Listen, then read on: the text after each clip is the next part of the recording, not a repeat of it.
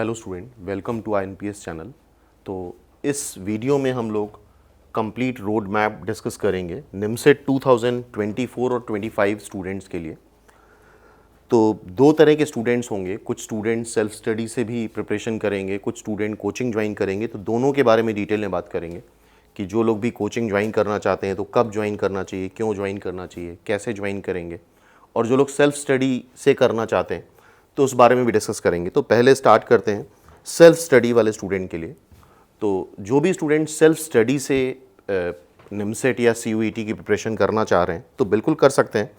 बस ये बात ध्यान रखनी है कि कंसिस्टेंसी मेंटेन रखनी होगी, डिसिप्लिन मेंटेन रखना होगा, सैक्रिफाइस करना होगा, दोस्ती यारी पार्टी फंक्शन इन सब चीज़ों को सैक्रिफाइस करना होगा 1 साल के लिए कम से कम।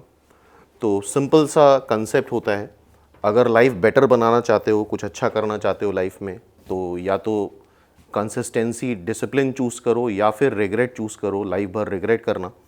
तो 1 साल की मेहनत है, प्रॉपर मेहनत करनी पड़ेगी। बिकॉज निमसेट एग्ज़ाम जो है रिलेटिवली तो ईजियर है, लेकिन फिर भी 40,000 के आसपास मान के चल सकते हो 2024 में स्टूडेंट बैठेंगे। 40,000 से 50,000 हो सकते हैं। तो 40,000 से 50,000 के बीच में अंडर 500 रैंक लाना एक बड़ी बात होती है। इसको इस कंसेप्ट से समझ सकते हो कि अगर एक क्लास में ही देखो, अगर तुम अपने 6, 7, 8, 9, 10 के क्लास में देखो तो 50-60 बच्चे होते हैं। 50-60 बच्चों में भी फर्स्ट रैंक लाना या टॉप 3 में लाना भी एक चैलेंजिंग वर्क होता था। और दूसरी भी बात यह है कि 2020, 21, 22 में पेपर रिलेटिवली आसान आया था, लेकिन अब 23, 24, 25 आगे जो भी एस्पिरेंट हैं, ध्यान रखना पेपर एवरेज होगा और अबव एवरेज होता जाएगा। 2019 में जैसा पेपर आया था, एक्सपेक्टेड ये है कि आगे धीरे धीरे पेपर का लेवल बढ़ेगा। और निमसेट CUET वगैरह में, निमसेट में स्पेशली टाइम की बहुत कमी रहती है। तो मतलब किसी क्वेश्चन के बारे में सोचने का समय नहीं होता है, तुम हर एक क्वेश्चन के थ्रू गए हो। मतलब हम जैसे IT वगैरह में ये होता है कि हम सोच सोच के क्वेश्चन इनोवेट कर सकते हैं, लेकिन निमसेट और अदर एंट्रेंस एग्ज़ाम में इस चीज़ का समय नहीं होता है। बिकॉज हर एक क्वेश्चन को तुम्हें विदिन 1 मिनट करना होता है। तो जो भी क्वेश्चन तुम लोग कर रहे हो वो तुम्हें आना चाहिए। सोच के किसी क्वेश्चन को कर पाना बहुत मुश्किल काम हो जाता है। इसी वजह से कोचिंग वगैरह में जैसे INPS में डेली टेस्ट होता है, संडे मॉक टेस्ट भी होता है। 2024 के मॉक टेस्ट अभी से स्टार्ट हो गए हैं, जिसमें हम लोग अभी फ़िलहाल 9, 10 की मैथ्स पूछते हैं। और जो भी बच्चे हैं, आइदर वो BSc के हों, BCA के हों, पहले उनको 9, 10 की मैथ्स से ही स्टार्ट करना चाहिए। बिकॉज मेन कैलकुलेशन प्रॉब्लम वहीं पे आती है।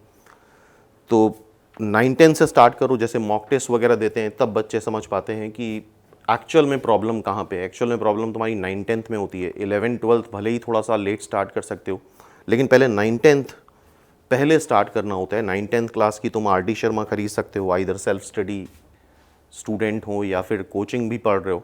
तो पहले 9, 10 पे फोकस करो। और निमसेट ही ऐसा एग्ज़ाम या MCA एंट्रेंस में ही ऐसे एग्ज़ाम्स होते हैं जो प्योरली मैथ्स पे बेस्ड हैं। मेन वेटेज मैथ्स का होता है। इसके अलावा तुम दुनिया का कोई भी कंपटीशन ले लो after graduation, 3-3, 4-4 subject equal weightage रखते हैं। तो तुम्हें साल भर बहुत ही कंसिस्टेंटली मैथ्स करना होता है।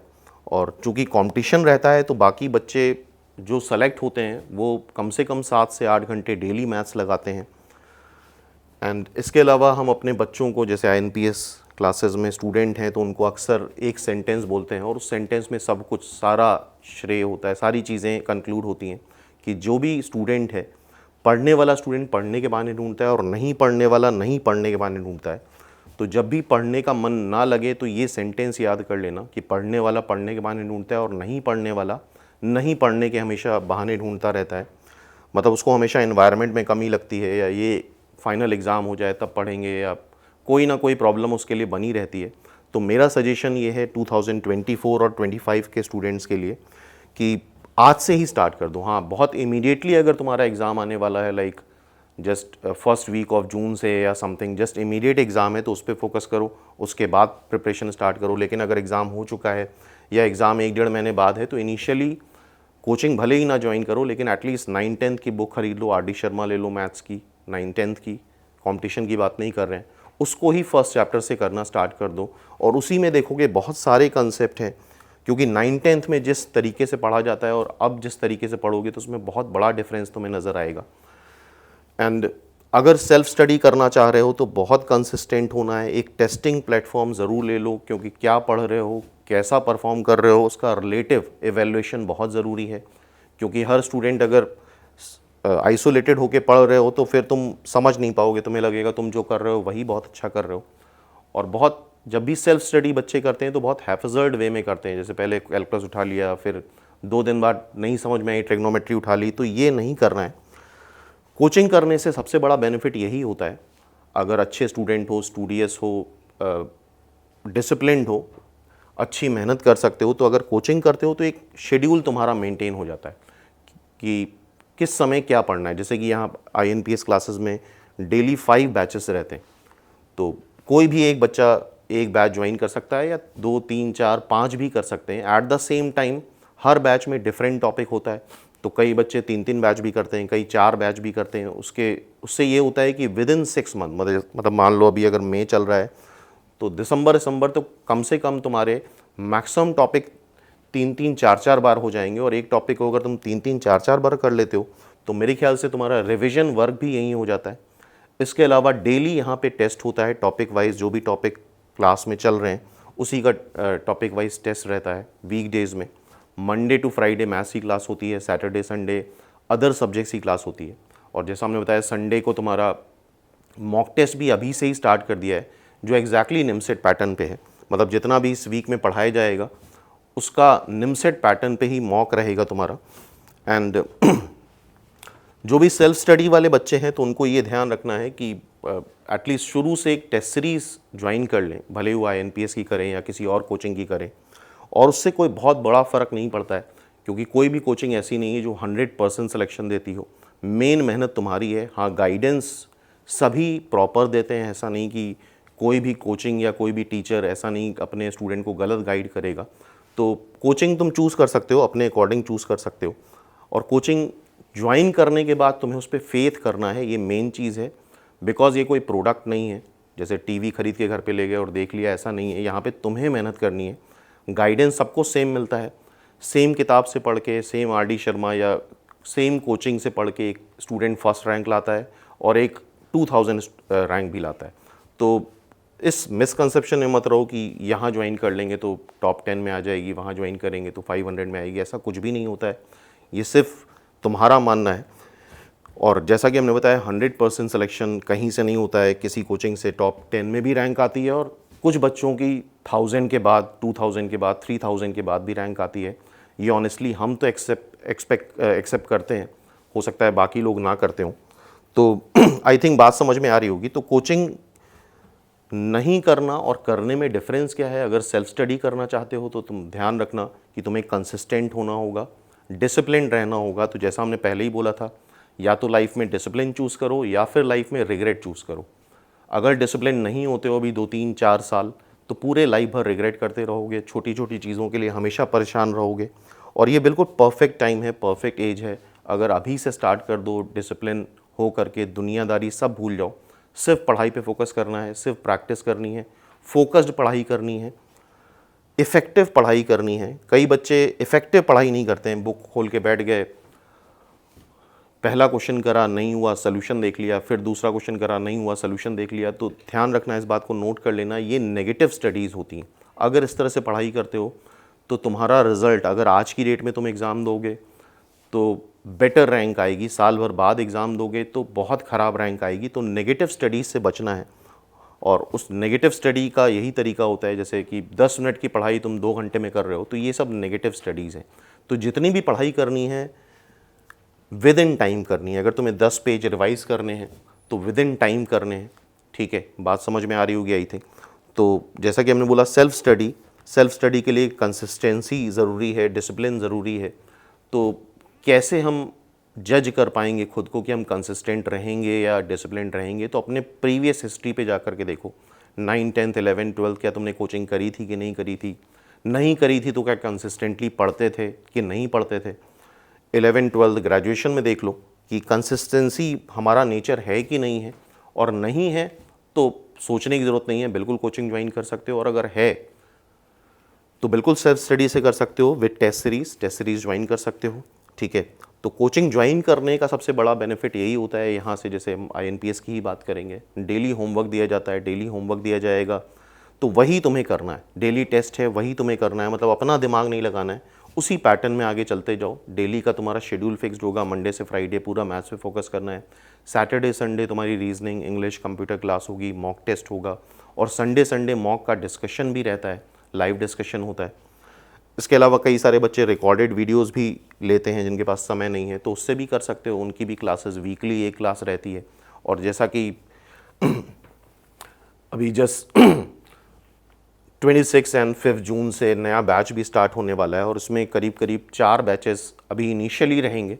तो तुम्हें मॉर्निंग का अगर सूट करता है तुम 10 से 12 मॉर्निंग में कर सकते हो, फिर आफ्टरनून में 2 से 4 होता है, फिर इवनिंग में 5 से 7 रहेगा, फिर लेट नाइट 8 से 10 का बैच भी रहता है। तो तुम्हारी चॉइस है, और हम रिकमेंड करते हैं बच्चों को कि एटलीस्ट 2 बैच करके चलें, जिससे साथ में पढ़ाई भी होती रहे और पैरेलल में रिवीजन भी होता रहे। इनिशियली थोड़ा डिफिकल्ट लगता है, लेकिन जब टॉपिक्स रिपीट होते हैं बार बार, तो चीज़ें तुम्हारे लिए आसान होती जाती हैं, और जो काम तुम्हारा है तुम रिवाइज़ करोगे बैठ के, वही क्लास में रिवाइज़ करा दिया जाता है। एक एक टॉपिक जब 3-3, 4-4 बार पढ़ते हैं तब फ्लो बन पाता है, तब हम 2 घंटे में 120 क्वेश्चंस कर सकते हैं। और डेली जैसा हमने बताया, डेली टेस्ट होता है, सुबह 9 से 10 भी टेस्ट होता है, और रात के 10:30 से 11:30 भी सेम टेस्ट होता है। तुम मॉर्निंग में भी दे सकते हो और रात में भी दे सकते हो। तो पहला क्वेश्चन तो ये कि कब से स्टार्ट करना चाहिए, कब से स्टार्ट करना चाहिए? तो एज सून एज पॉसिबल, आज से, अभी से तुम अपनी पढ़ाई चालू कर दो। कोचिंग भले ही तुम थोड़ा लेट ज्वाइन कर सकते हो, लेकिन अगर करनी है तो पहले ही कर लो, क्योंकि फ़ीस में कोई डिफरेंस नहीं होगा। जो आज फ़ीस पड़ेगी वही तुम्हारी 6 महीने बाद भी फ़ीस पड़ेगी।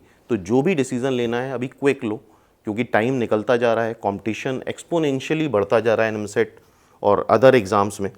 क्योंकि आज से 5-6 साल पहले तो कंपटीशन बहुत कम था, बहुत कम स्टूडेंट जानते थे। धीरे धीरे चीज़ें स्प्रेड होती जा रही हैं यूट्यूब और भी कई मीडियम से। तो बहुत बच्चे हैं BSc के, BCA के, BTech के, जो इस बारे में जानते जा रहे हैं। पूरे इंडिया से हमारे पास भी बच्चे आते हैं, हर स्टेट के बच्चे आते हैं।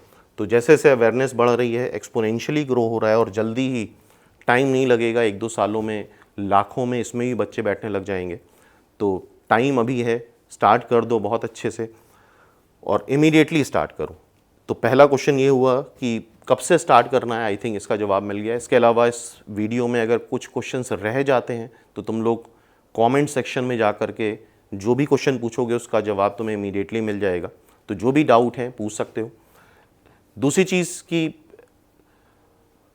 NIMSET की तैयारी क्यों करनी चाहिए, तो NIMSET की तैयारी क्यों करनी चाहिए उसके बहुत सारे जवाब हैं। एक तो इंडिया के टॉप मोस्ट इंस्टीट्यूट NITs हो गया, सेंट्रल यूनिवर्सिटीज़ जो टॉप मोस्ट हैं, वर्ल्ड क्लास यूनिवर्सिटीज़ हैं, उसमें एडमिशन, उसमें पढ़ने का मौका, और सबसे इम्पॉर्टेंट बात है प्लेसमेंट। तो ये INPS के जो एलुमनाई हैं उनके प्लेसमेंट दिख रहे हैं। जैसे ये फरहान गूगल में प्लेस्ड हुआ है इसी साल, इस साल पिछले 2 सालों के प्लेसमेंट का डेटा है। हर साल या हर कंसेक्यूटिव ईयर 1 या 2 स्टूडेंट INPS से गूगल में जाते ही रहते हैं। और पिछले कई सालों से 2000 से हम लोग MCA के लिए प्रिपेयर करा रहे हैं। NIMSET एग्ज़ाम 2008 से हुआ है, लेकिन उससे पहले AIMSET होता था। तो कम से कम कुछ नहीं तो मेरे जानने में ही कम से कम 20 बच्चे हैं जो गूगल में प्लेस्ड हैं। और गूगल जैसी कंपनी जानते हो, वर्ल्ड की टॉप मोस्ट कंपनी है, क्या फैसिलिटीज़ हैं सब हमसे बेहतर जानते होगे। तो गूगल एंड देन अमेज़ॉन में एवरी ईयर INPS से ही कम से कम 7-8 बच्चे एवरी ईयर प्लेस्ड होते हैं डिफरेंट NITs से, जो यहाँ के पढ़े हुए स्टूडेंट हैं। तो ये पूरा डेटा तुम लोग देख रहे होगे, और इतना पैकेज आई थिंक 22-23 साल की उम्र में बहुत होता है। तुम अच्छे से अपनी पर्सनल लाइफ को एंजॉय कर सकते हो, अपने घर को सपोर्ट कर सकते हो, सब कुछ कर सकते हो, लेकिन उसके लिए तुम्हें 1 साल, 2 साल, 3 साल बहुत अच्छे से कंसिस्टेंटली मेहनत करनी होगी। और एक बात ध्यान रखना, दुनिया में सबसे आसान काम होता है पढ़ाई करना। अगर नहीं करी तो बाद में हमेशा रिग्रेट करोगे कि काश पढ़ाई कर ली होती, क्योंकि उसके बाद सेटल बिना पढ़ाई करे स्ट्रगल करना बहुत मुश्किल है। आई थिंक काफ़ी लोग कर भी रहे होंगे और मेरी बात समझेंगे, आज नहीं तो 4-5 साल बाद समझेंगे। तो बहुत अच्छे पर्क्स हैं, बहुत अच्छे प्लेसमेंट्स हैं। तो ये देख रहे हो अमेज़ॉन के प्लेसमेंट हैं, एंड देन माइक्रोसॉफ्ट, सिस्को, ये सारे प्लेसमेंट हैं।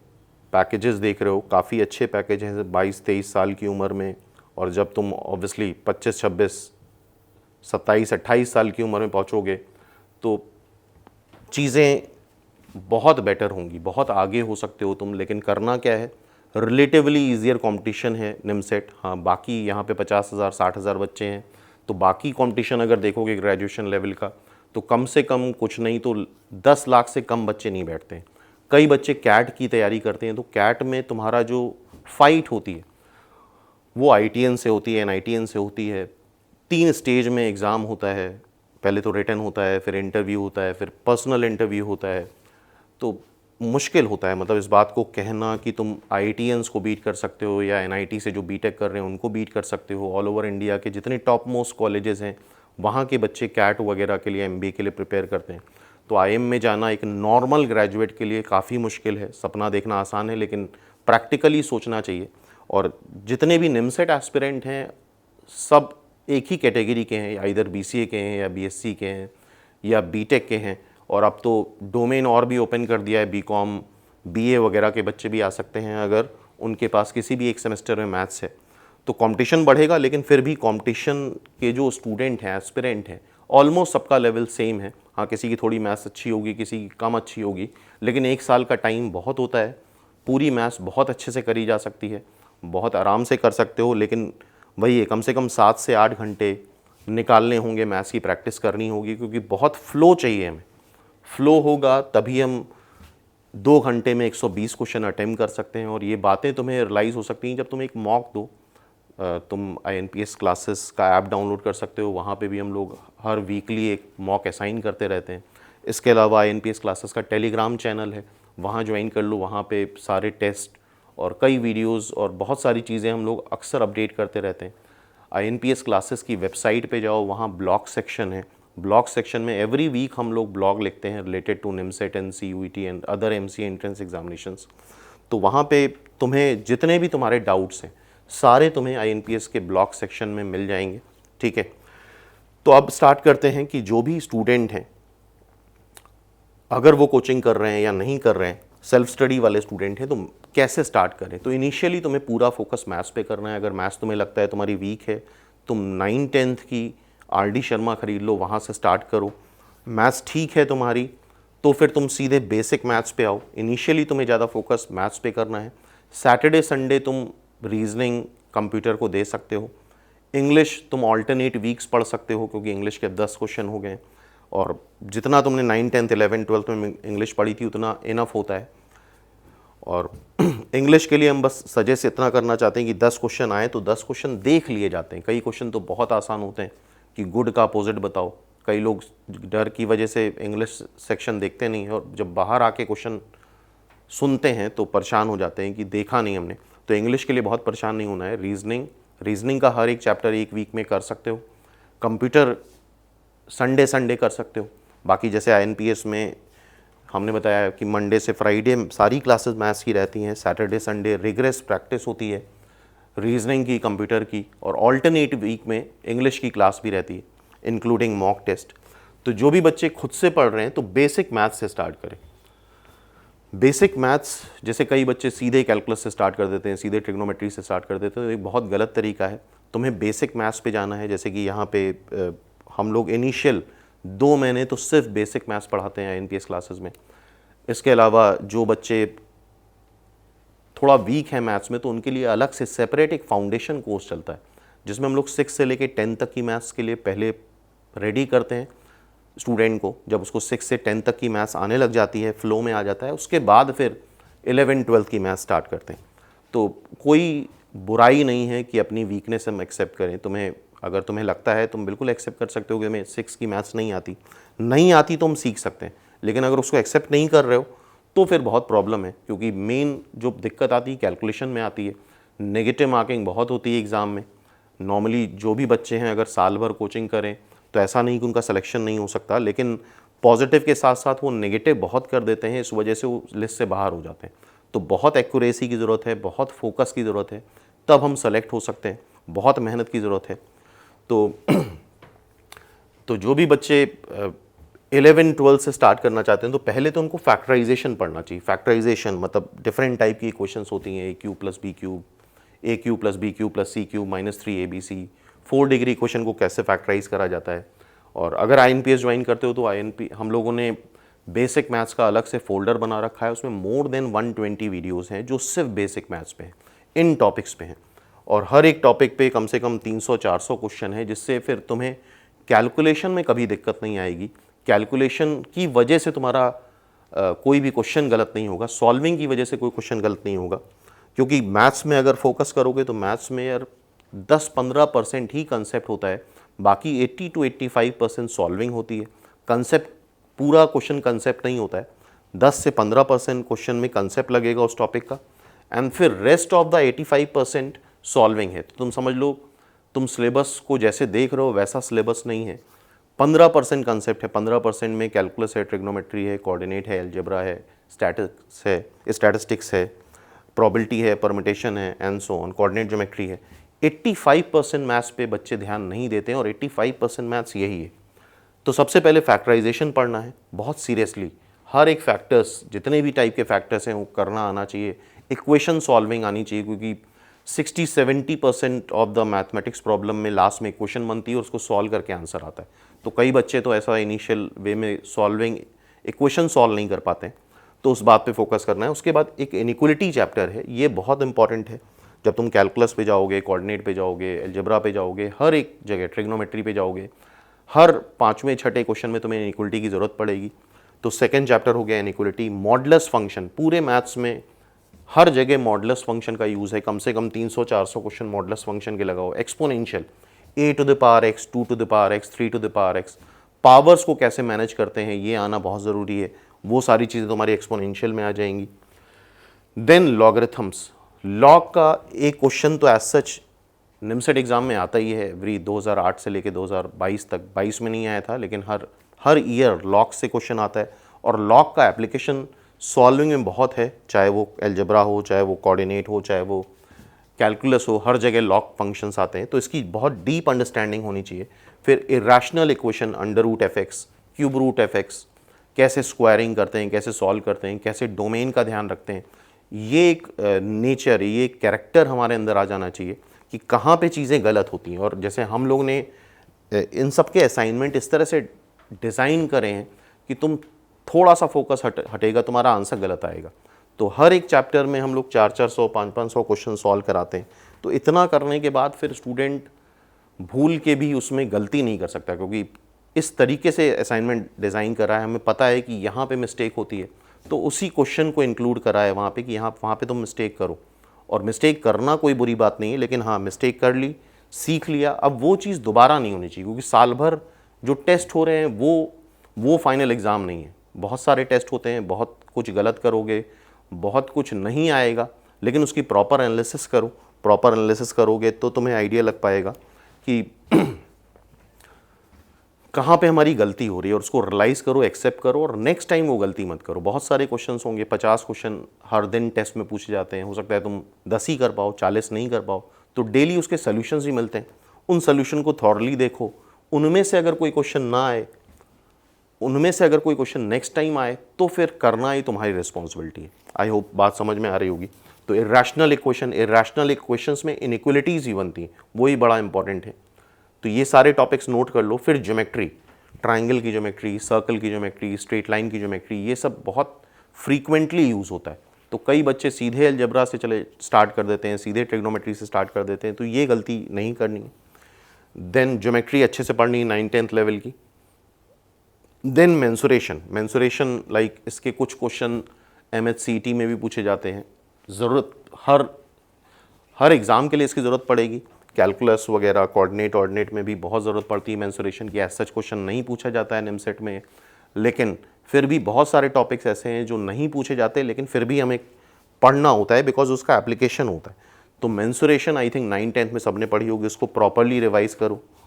देन ग्रेटेस्ट इंटीजर फंक्शन, इसको लेकर के स्टूडेंट बड़ा परेशान होता है। तो बेसिकली 3 से 4 टर्न इसको दो, इसके जितने भी टाइप्स ऑफ क्वेश्चंस हो सकते हैं वो सारे ट्राई करो। जैसे हम लोग कम से कम 200 क्वेश्चन ग्रेटेस्ट इंटीजर फंक्शन में ही सॉल्व कराते हैं क्लास में, तो उसमें जितने भी टाइप के परमिटेशन कॉम्बिनेशन है जो आगे जाके फेस करोगे वो सब पहले ही हम लोग कंप्लीट कर लेते हैं। देन उसके बाद लास्ट जो बेसिक मैथ्स का सबसे इंपॉर्टेंट टॉपिक है ट्रिग्नोमेट्रिक रेशियो। तो तुम्हें 9th-10th लेवल 11th-12th लेवल का भी ट्रिग्नोमेट्रिक रेशियो इनिशियली आना चाहिए, बिकॉज ट्रिग्नोमेट्री का भी एप्लीकेशन पूरे मैथ्स में होता है और बहुत वास्ट होता है। तो ये कुछ बेसिक मैथ्स के टॉपिक हो गए जो तुम्हें इनिशियली यहीं से स्टार्टिंग करनी चाहिए, ठीक है। उसके बाद फिर तुम अलजेब्रा पे जाओ।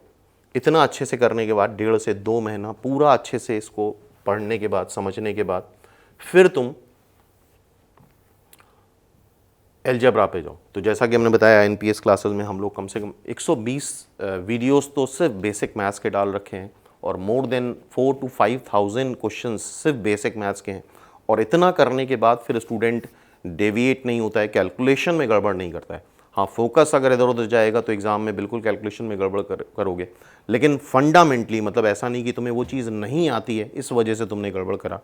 तो 1.5 से 2 महीना तुम्हें इनिशियली, अगर आज से स्टार्ट कर रहे हो प्रिपरेशन, तो 1.5 से 2 महीना बना लो कि तुम्हें बेसिक मैथ्स पे देना है। बहुत लेट जो बच्चे स्टार्ट करते हैं तो हम रिक्वेस्ट करेंगे कि बहुत लेट मत करो, जितना जल्दी हो पाए करो, क्योंकि मैथ्स मेनली मैथ्स है, रीजनिंग है, तो ये सब प्रैक्टिस ही मांगती है। तो पूरा साल भर 1.5 साल यूज़ करो, 1.25 साल यूज़ करो प्रैक्टिस के लिए। तो मैथ्स में ये नहीं कि हमने लेक्चर दिया और तुम्हें मैथ्स आ गई, जितना तुम प्रैक्टिस करोगे तभी तुम वो टॉपिक सीखोगे। एक लेक्चर और एक वीडियो अटेंड करने से मैथ्स नहीं आती, मैथ्स करने से आती है, मैथ्स देखने से नहीं आती, मैथ्स पढ़ने से नहीं आती। तो कंसिस्टेंटली हमारा पेन चलता ही रहना चाहिए थ्रू आउट द ईयर, कम से कम 5 से 6 घंटे। और जितनी भी पढ़ाई करोगे इफ़ेक्टिव पढ़ाई होनी चाहिए, नेगेटिव स्टडीज़ नहीं होनी चाहिए। Then you can start after 1.5 महीने या 2 महीने के बाद फिर तुम क्वाड्रेटिक इक्वेशन, प्रोग्रेशन, ये 2 बहुत इंपॉर्टेंट चैप्टर हैं। इसका यूज़ भी एज अ बेसिक मैथ्स है और इसमें तुम्हारा करीब करीब 2 क्वेश्चन हर साल इससे आते हैं। और क्वाड्रेटिक और प्रोग्रेशन का यूज़ और भी बाकी मतलब पूरी मैथ्स में होता है। जैसे मॉडुलस फंक्शन का यूज़ पूरी मैथ्स में होता है, लॉग का पूरा यूज़ पूरी मैथ्स में होता है, ट्रिग्नोमेट्रिक रेशियो का यूज़ पूरी मैथ्स में होता है।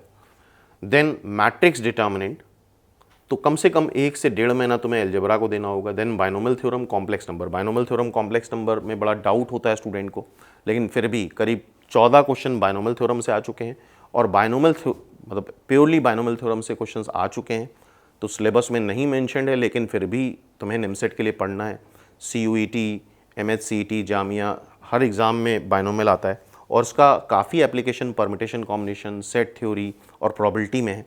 तो छोड़ना नहीं है, बाइनोमियल थ्योरम भी पढ़ना है, कॉम्प्लेक्स नंबर भी पढ़ना है। कॉम्प्लेक्स नंबर का भी एप्लीकेशन पे बहुत सारे क्वेश्चंस आते हैं। निमसेट छोड़ के बाकी सारे एग्ज़ाम्स में कॉम्प्लेक्स नंबर मेंशन नहीं है, लेकिन पढ़ना है, ध्यान रखना। बहुत सारे टॉपिक्स हैं जो निमसेट में मेंशन नहीं है, लेकिन ये टॉपिक्स तुम्हारे बाकी एग्ज़ाम्स में आते हैं। तो अच्छा खासा टाइम है, चॉइसेस में मत जाओ, पूरा पढ़ो अच्छे से। उसके बाद सेट थ्योरी से भी 3 क्वेश्चंस 2022 में भी आए थे, इस बार भी एक्सपेक्टेड हैं और 2 क्वेश्चन एवरी ईयर आते हैं। तो नेक्स्ट 2 मंथ के लिए करीब 1.5 मंथ इस चीज़ में लग जाएगा तुम्हारा, ठीक है। इसके बाद नेक्स्ट वीडियो में हम लोग डिस्कस कर सकते हैं इस बारे में, इसके बाद का क्या प्लान होगा। इसके बाद जैसे ट्रिग्नोमेट्री स्टार्ट कर सकते हैं कि कैलकुलस स्टार्ट करें, तो वो रेगुलर वीडियो तुम्हें INPS क्लासेस के चैनल पे मिलते रहेंगे, ठीक है। एंड फाइनली बस इतना ध्यान रखना कि जैसा हमने एक सेंटेंस बताया कि पढ़ने वाला पढ़ने के बहाने ढूंढता है और नहीं पढ़ने वाला नहीं पढ़ने के बहाने ढूंढता है। तो अगर पढ़ने वाले हो तो इमीडिएटली स्टार्ट कर दो। कोचिंग ज्वाइन करना नहीं करना वो बाद में डिसाइड करते रहना, लेकिन एटलीस्ट अपनी पढ़ाई इमीडिएटली स्टार्ट करो, तुरंत स्टार्ट करो। और रेगुलर हम लोग इस तरह के वीडियोस डालते रहेंगे। और inpsclasses.com वेबसाइट है, वहाँ जाके देखो, ब्लॉग सेक्शन में तुम्हारे जितने भी रिलेटेड डाउट्स हैं वो सब कुछ वहाँ पे मिल जाएगा। एज़ वेल एज़ अभी बहुत सारे डाउट्स होंगे आई थिंक स्टूडेंट के, तो कमेंट सेक्शन में जाके फ्रीली तुम लोग पूछ सकते हो। तो जो भी डाउट होगा उसका आंसर किया जाएगा, रेगुलरली किया जाएगा, प्रॉपर्ली किया जाएगा। और हमेशा हम लोग कनेक्टेड रहेंगे, इधर तुम INPS ज्वाइन करो या ना करो, through Telegram channel, through YouTube channel, through website, through mobile app. तो बहुत सारे मीडियम्स हैं जहाँ से हम लोग कनेक्टेड रहेंगे और रेगुलर गाइड करते रहेंगे तुम लोगों को। तो ज्वाइन करना ना करना तुम्हारी चॉइस है, लेकिन हर तरह का गाइडेंस मौजूद है, उसको यूज़ करो। लेकिन कई बच्चे एक गड़बड़ भी करते हैं कि बहुत ज़्यादा ज्ञान ढूंढते हैं, तो बहुत ज़्यादा ज्ञान नहीं ढूंढना है, कोई एक सोर्स ऑप्ट कर लो और उसी सोर्स पे लग करके, फेथ करके मेहनत करते रहो। रिज़ल्ट आएगा, बिल्कुल आएगा, अगर डिसिप्लिन के साथ, कंसिस्टेंसी के साथ, सेक्रीफाइस के साथ पढ़ाई करोगे। तो फाइनली 2 सेंटेंस याद रखना अपनी लाइफ में, या तो डिसिप्लिन चूज़ करो या रिग्रेट चूज़ करो। और पढ़ने वाला पढ़ने के बहाने ढूंढता है और नहीं पढ़ने वाला नहीं पढ़ने के बहाने। तो इतना ही ज्ञान काफ़ी होता है। बाकी सारा ज्ञान तुम्हें रेगुलरली आईएनपीएस क्लासेस के चैनल में जितनी रिक्वायर्ड है वो मिलता रहेगा। रिवीजन वीडियो, लास्ट ईयर्स के पेपर के सोल्यूशन, एवरीथिंग, सब कुछ यहाँ पे अवेलेबल है और इससे ज़्यादा ज्ञान की ज़रूरत होती नहीं है। तो बेस्ट ऑफ लक। फिर नेक्स्ट वीडियो में हम लोग बात करते हैं कि उसके आगे की क्या स्ट्रैटेजी होनी चाहिए।